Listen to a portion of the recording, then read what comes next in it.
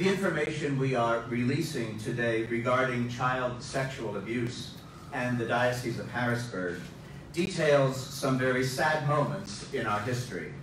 This information includes a list of priests accused of sexual abuse and details the new procedures we have put in place in order to protect children. We began working with outside counsel and investigators who were able to track down and begin resolving the status of each priest and deacon going back to the 1940s.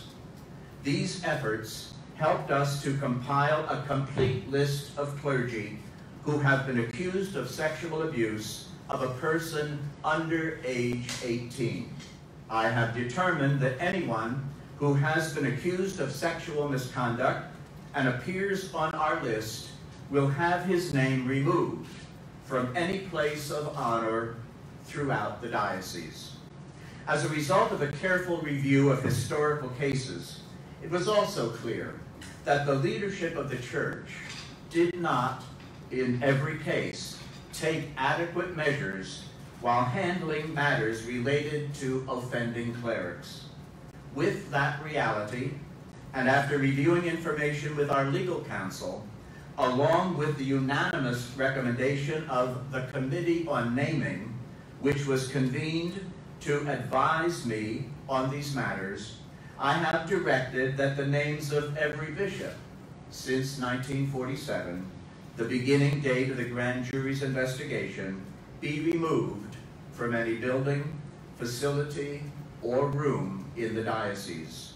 Because there are no records of these matters during the tenure of Bishop McDevitt, and since the investigation extended back to 1947, 12 years after his death, there will be no change to the naming of Bishop McDevitt High School.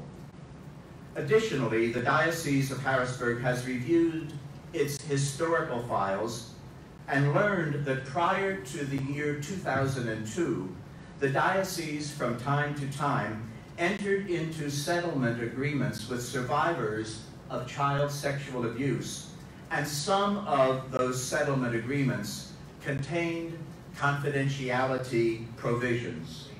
On behalf of the diocese, I waive any remaining confidentiality rights the diocese has in those confidentiality provisions, while retaining all other rights the diocese has under those agreements. I hope that this step will further aid those survivors and perhaps others in their path to healing. As we move forward, I can assure you that during my time as bishop, the diocese, with guidance of experts in child protection and law enforcement, has done everything in our power to put into place all the safeguards necessary to provide for the well-being and protection of the children entrusted to our care. I can also assure you that any accusation against any diocesan personnel is reported immediately to law enforcement.